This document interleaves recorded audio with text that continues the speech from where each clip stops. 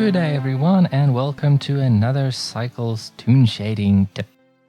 Let's just call this a tutorial.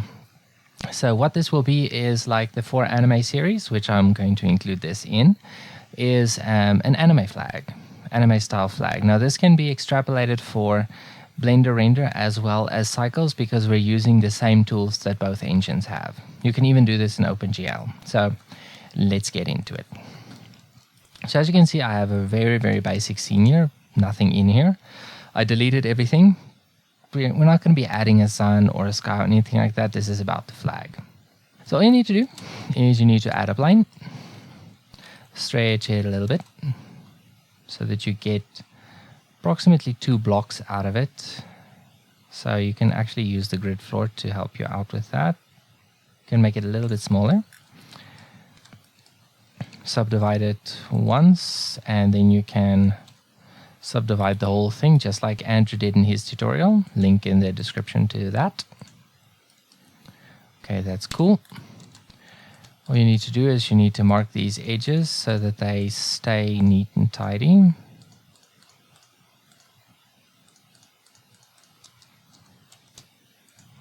We're going to be adding some subdivision surface later on. So that is cool. Let's rotate it 90 degrees, get in front of it, unwrap the whole thing, project from, oh goodness, project from view bounds. That's great. And let's add a material to it. Let's just call this flag first and add a new material to it. Let's call this, let's call it flag. We're going to be very creative today with names. So I just want the size to be fairly big for the moment. Might be changing later on. So I'm just going to be using a flat color. I just want to make sure that that color translates in the viewport as well, so we have some distinction. Okay, let's add a pole. So it's just a cylinder, nothing fancy. I think we're going to take a shortcut on this one.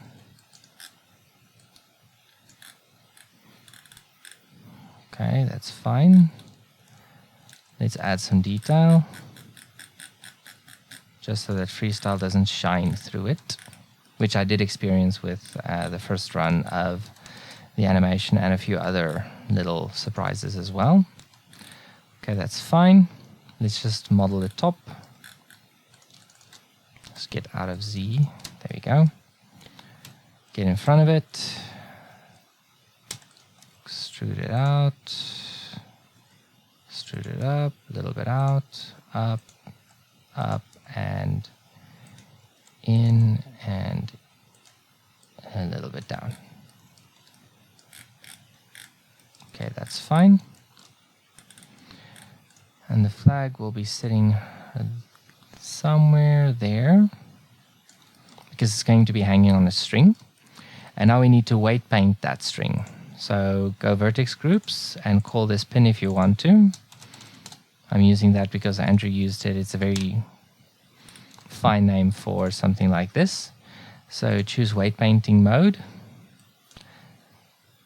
Set it to a fairly low weight.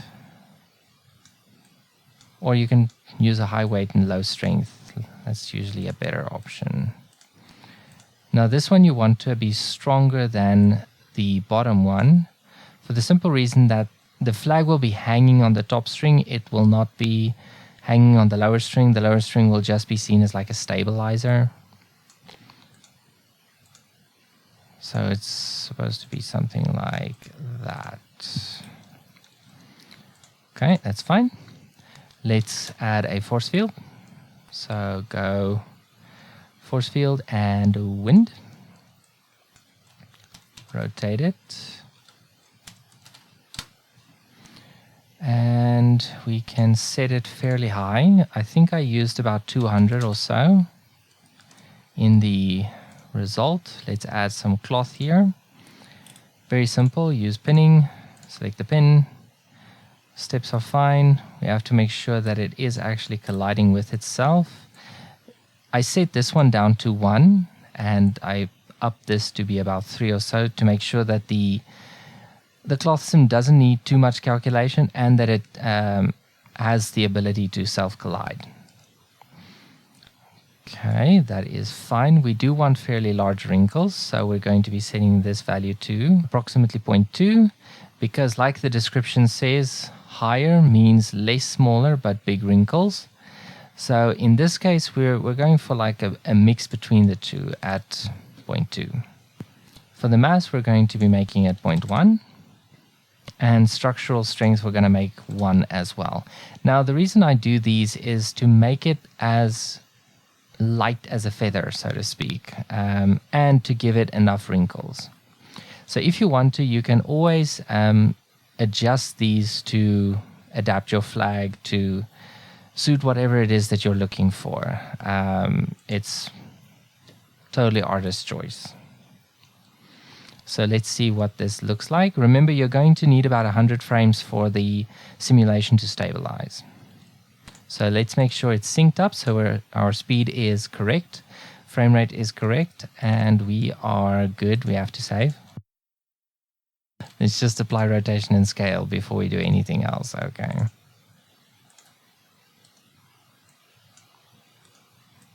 And for some reason, it doesn't want to cooperate, so I'm going to make it point.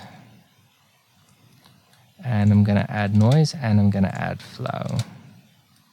So let's see what it does now. Okay, I'm going to have to bake it or increase this quality level. So let's start off with baking it and seeing what it does. There we go, baking was the solution.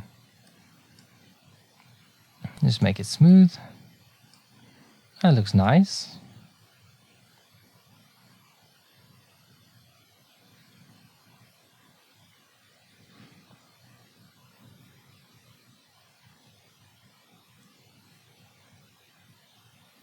I think it can use a little bit more adjustment though.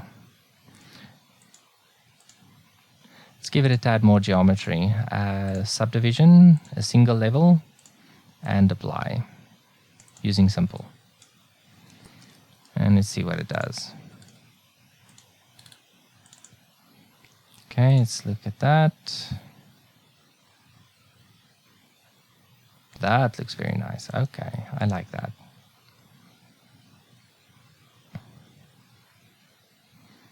I think we can make these little points over here a little bit stronger in terms of the pinning.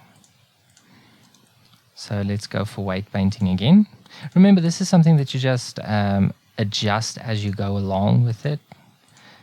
Don't just take my values as, you know, the absolute values or whatever. No, be creative, make this your own.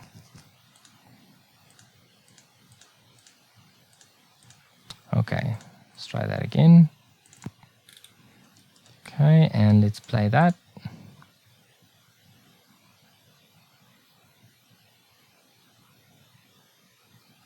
That looks very nice. It's a little bit too stable. So we're going to be adjusting the wind a little bit more. Let's just check the wind for a second. 10 to 100. I'm going to make it about 300. Or let's make it 200 and just adding a little bit more weight to it. So let's make it about 0.2. Let's see what that does.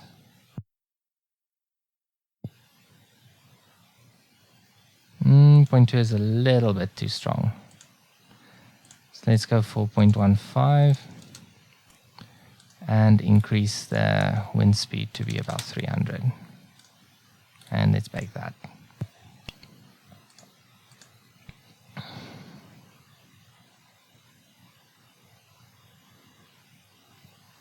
There we go, that's nice. Allows us to see the flag clearly and it's blowing in the wind.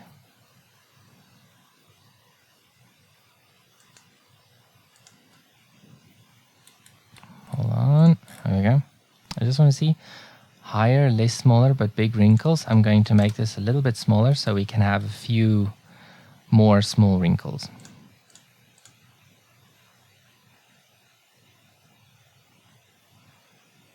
That is absolutely perfect. Okay, wonderful. Now obviously you can see that from about here, this will be our animation starting point. Like I said before, you need approximately about 100 frames for the animation to stabilize before you can be comfortable with it. So I'm going to be starting it off at about 136. Okay, I'm going to be baking a little bit more than that because clearly there is an issue. So I'm going to set it to, let's give ourselves a good space of about 600 frames, and we're going to be baking that. That is wonderful. So we will be starting our animation at, like I said, about 100. There we go. There. At 116. Let's start at 100. I want to see what it looks like at 100. Yeah, 100 is fine. We're going to be starting it off at 100. Okay, let's move the pole back to its initial position, which is approximately over there. I do feel that these corners are a little bit tight. This one is great, but this one is a little too tight. So I actually want to fix that quickly. Not edit mode, weight painting. All the way back at frame 1, because this is clearly not what we want. Okay, so the weight I'm going to set to 0. Same situation with the strength again, just reducing this. Something like that should do. Okay, let's bake that again.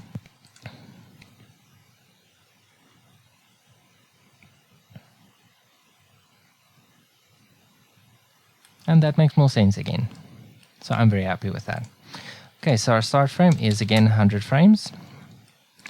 And of course it goes all the way up to 600, as you can see, and it stops wherever your cache limit is. Now I'm going to be showing you something really cool.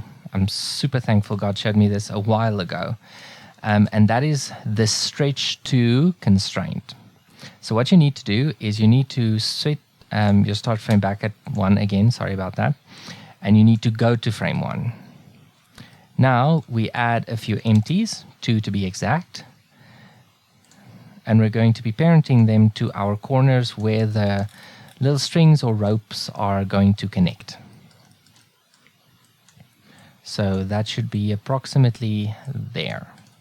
So what you're going to do now is you're going to vertex parent the empty to these 3 vertices up here, and you're going to do the exact same thing at the bottom right there. So select the flag, select the vertices, Control P, vertex parent. So now if you play it, look at what happens to the empties. See, they're nice and stuck to those 3 vertices. So back at 1, add 2 curves, but we're going to be starting with 1 first, because if the 1 works, we can adjust it for the other one. So it needs to be pointing correctly, like that. And we just want to make it all nice and flat like that. And we want to set that to our connection point on the pole. And then set it to stretch to the flag. So you can find it under the constraints, stretch to, and you select the empty. You can already see it pops into a very weird situation. So what you do now is you just drag it and you put it right there at the empty. And you rotate this thing over there, rotate that thing back there, and just get it to fit neatly in its own little spot right there.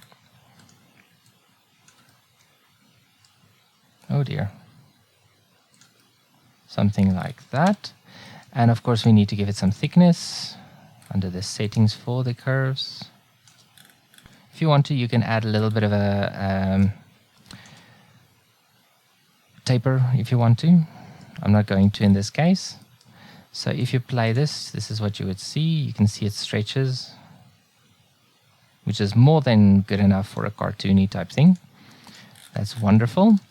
Now we're going to be duplicating this and just dragging it all the way down. You can see it stays stretched. And we're going to pretend that the connection point is about there. And it's just off the pole. And we're changing our constraint to be the second empty. But we definitely need to extend our empty, not our empty, the curve, because it's way too short. So for stability's sake, we need to extend it to be approximately the value that we have for the flag, which is about there. Our flag is there. You can see it's about the same length. And we turn this back on. And now we get to change this little rest length over there. This is purely about stabilization. If we increase the value, it'll go down to the flag. So we're going to increase the value.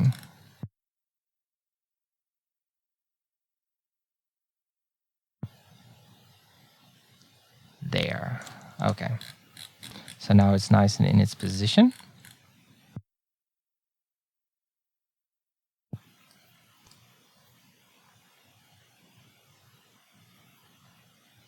Yeah, I still want to make this one either tighter or this one. I'm going to make this one a little bit looser. So let's go back into weight paint mode and just make this one a little bit looser. It's just a smidge too stiff for my liking. And go back into object mode and quickly rebake that. Boom, okay. So let's quickly see what that looks like from 100 frames.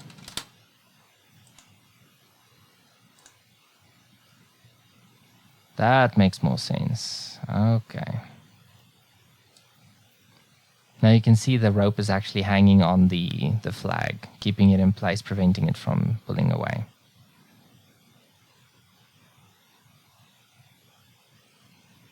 I think we can increase the wind speed a little bit. I can see the top of the flag droops over and then it just suddenly hangs there.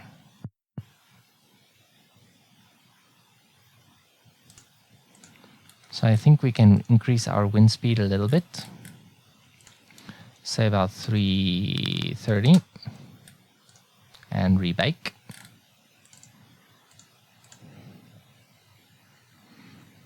And that's a little bit more stable. Okay, so we're going to be sticking with that. If you want to, you can make this a little bit more stiff. I think we should.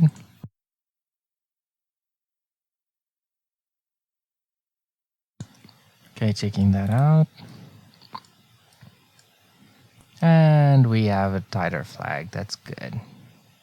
See, this is just something that keeps taking a little bit of adjustment here and there until you're satisfied with the final result. Okay, so now what we need to do is we need to smooth out these wrinkles. Not the wrinkles, the geometry.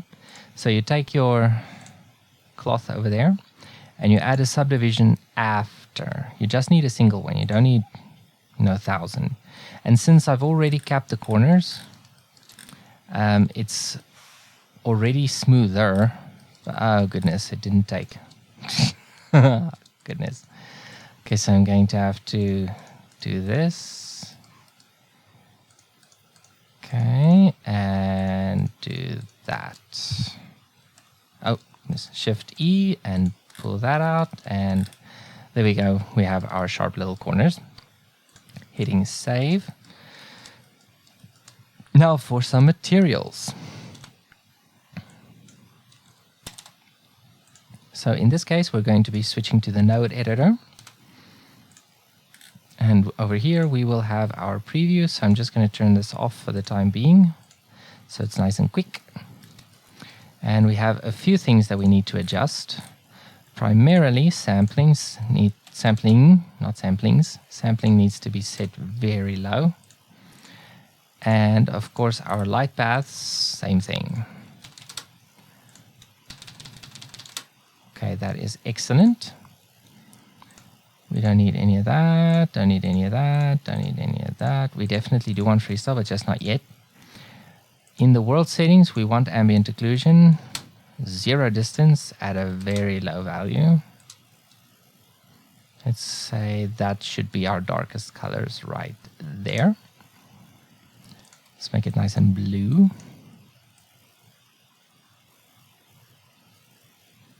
Something along those lines right there. And of course we want the ray visibility to not affect these things. It just needs to be visible. Can up that a bit more. And now we get to add our sun lamp. So let's quickly do that. Getting a sun lamp. Point it towards the flag. And a little bit towards it that way too, so we can have some really strong shadows. Of course, we need to make it extremely small, so 3 zeros and a 1. So we can have some really, really cool shadows right there. And we have to make it strong enough, so it can go for about 5 or 2. That should do it. So let's quickly check out our little flag material. Okay, so we have a few options here in terms of color. I think we can make this like a split situation. So I'm going to be using a, where's that gradient texture? Thank you. And a converter. Setting it to constant, making this 0.5. Let's make this a green. A darker green than that, wow. And let's make this one, what about red? I like red, red is cool, okay. And we want to add a little something else too. Let's give it like a spot in the center. Let's go quadratic sphere and go mix.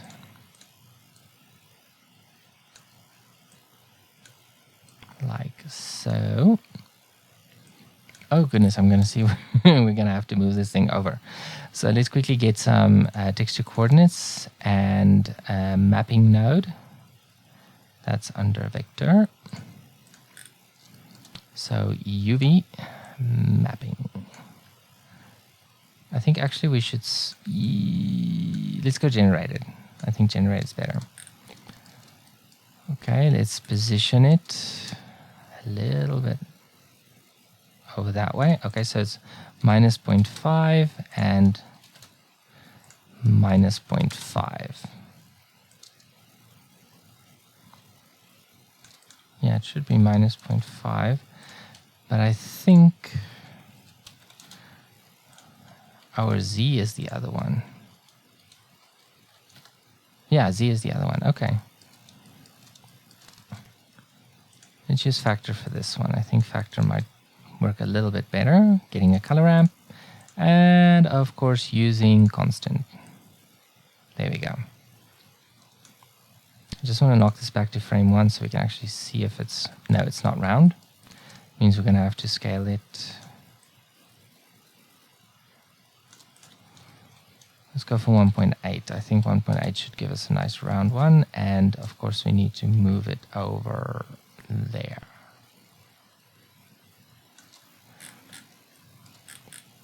Increase its size. And change the color to be... Let's go for yellow. I like yellow. Oh, a little vibrant. Let's take it down a smidge so it fits the flag. That's nice.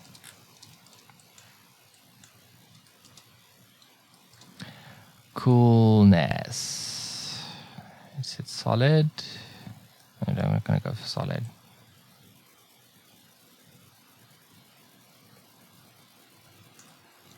I think we need to add some black in here so we actually have some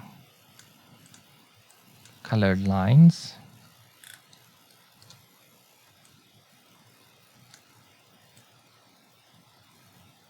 Okay, and of course the same for the yellow.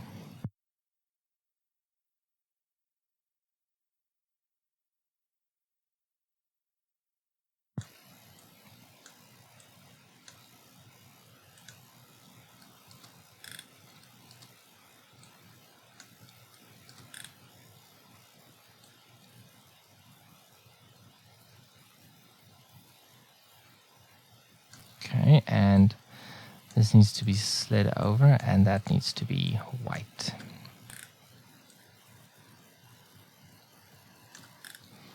If you need to zoom in, do not be afraid to do so. It's really not a problem.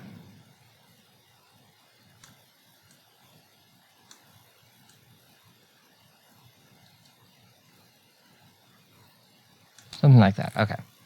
And of course we just need to set that to 1. So we have a nice black outline on our flag. And this will just complement freestyle. That is cool. Let's quickly do the pole. The pole is just going to be a white diffuse, so we can use the flag material. Just duplicate it. Call this flag pole. And erase everything before the diffuse node. And make it white.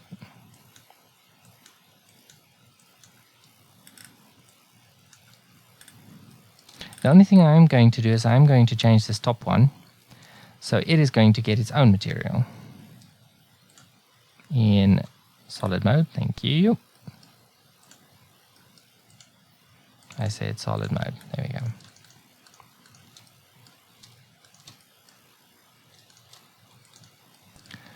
Okay, new material. Select flagpole, make it a new one, and say flagpole top. And change it to be a brassy type orangey color. And hit assign. Now, for our flagpole, we can change our viewport color to a white. So it actually makes sense. And this one we're going to make red so it makes sense as well. Of course, the same thing happens with a rope. You can go fancy if you want to. You don't need to. Let's call this flagpole rope. And just make it a brownish color. Something like that should do. And of course, picking the same color over there. Connect the two, Control L, and materials. So if you were to look at this right now in render, you would need to add a camera.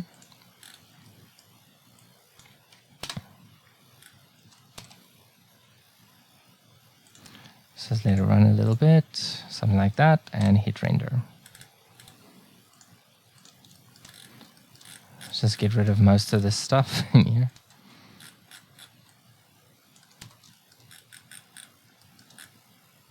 And put that in there, take that out. Oh, the way you zoom in is Alt-V. Okay, that gives us a flag. And now we can add freestyle. So to add freestyle, all you need to do is come and tick this little box over here. Go into your render layer settings. We don't need hair. We don't need the crease. We do need culling.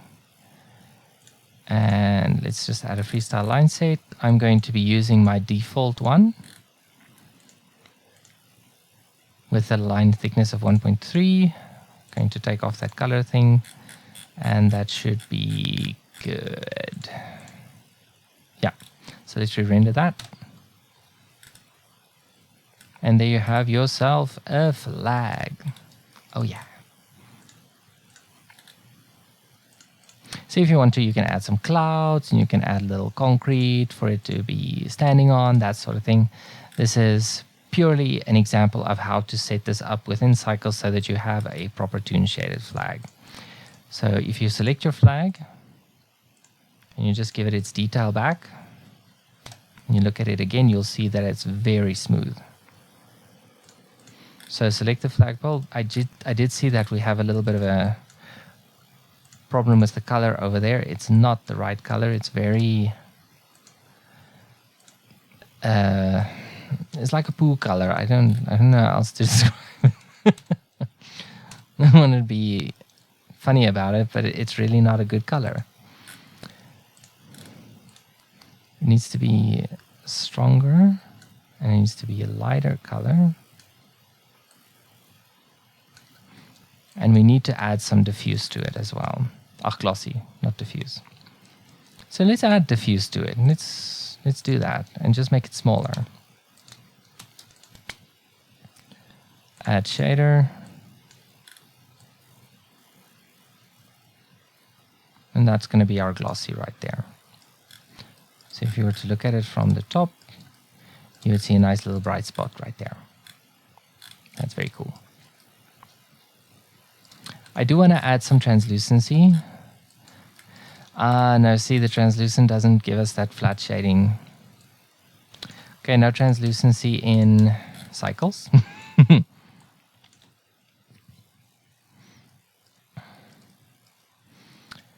Okay, I'm just gonna knock that out, get into the camera, and that is our flag right there.